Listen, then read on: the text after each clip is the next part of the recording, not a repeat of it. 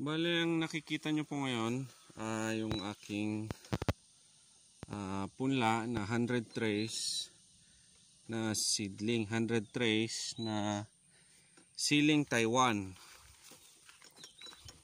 Yan. Ngayon po makikita nyo ang difference ng hardened na seedlings saka yung galing po doon sa greenhouse kuno na malilim, hindi siya masyadong nasisikatan ng araw. Bale, ito dati meron siyang takip na may silong na cellophane.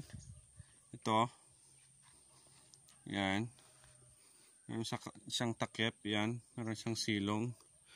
Tapos itong isa, yung unhardened na seedlings, dito po nakalagay.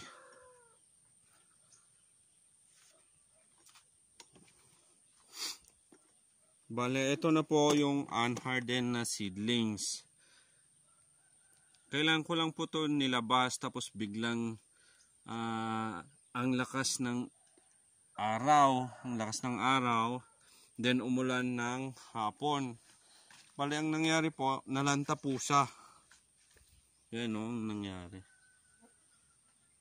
Nawalang mga dahon niya. Pero susubukan natin siyang i-revive.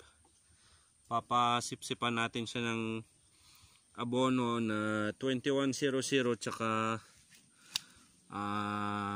0220. Yan o. Pero ito medyo okay to kasi mas nauna ko siyang nilabas. Itong banda rito tsaka yung nandun, yun ang napuruhan. Kaya dapat po talaga importante nag-harden po tayo ng seedlings. Tingnan nyo, nawala na yung mga yan, naluto yung kanyang ang tawag dito oh, nawala na, naluto. Yan po, ganyan po ka dapat importante po nag-harden po tayo ng Ang gawin po natin, bali ilagay muna siya sa greenhouse na direkta sa sunlight, and then saka po natin ilabas ng ganito. Yan o, kita nyo po, open po siya. Ilalabas na po natin siya pagka at least na expose natin siya nasa na may cellophane muna. Yan. Ito po yung naunang punla ko na nasa kama. Yan, may mga natira pa po. Hopefully pag kumulang yung ating punla, yan, kukuha tayo dyan. Yan po oh. Pero ang itsura niyan mga bossing, ganito. Bago ko siya ilabas, ganito, ganyan siya o kalago. Kasi nga nung nandito siya sa dito banda nung nandito siya, malagong malago. Nung paglabas ko siya doon sa paglabas ko doon nilabas ko siya doon, ganyan naman ang nangyari. Kaya gusto kong i-share ito mga bossing kasi para hindi po mangyari sa inyo. Yan ilang trays din yung nadali, mga 10 siguro. Yan. Yan. Dami po nadali, pero susubukan natin siya i-revive. Baka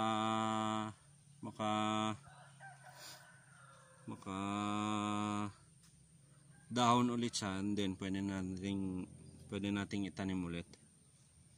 Yan, meron po kong kangkong dyan. Yan, may kalunay kung tawagin sa Ilocano. Yan, tataba nila.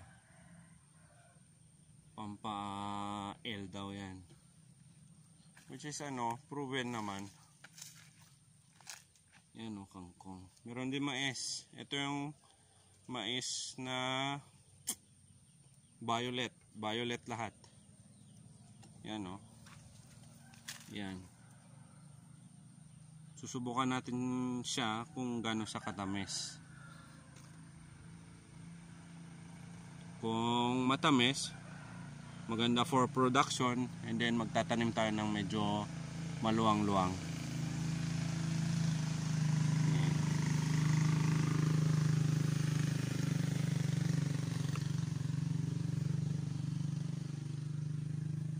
Parang tinamaan ng na bagyo ito. Kawawa, sayang. 2, 4, 6, 8 10. Yun, nabawasan na ako ng 1,000 plus na seedling. Hinaharden na lang ito mga bossing oh. Bale ito 100 trays, 2 cans ng ng siling Taiwan. Naantay lang si Mrs. mga anak para may transfer na ito.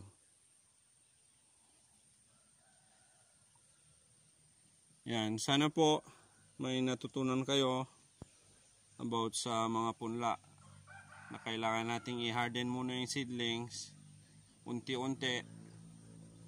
Hindi dapat hindi dapat siya binibigla. Kasi mangyayari po sa inyo ito. Oh, ganyan oh. Yan.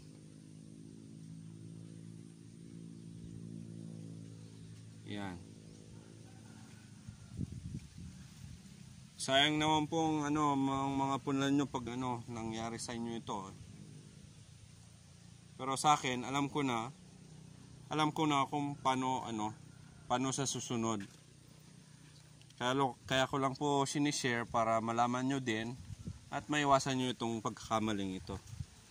Yan.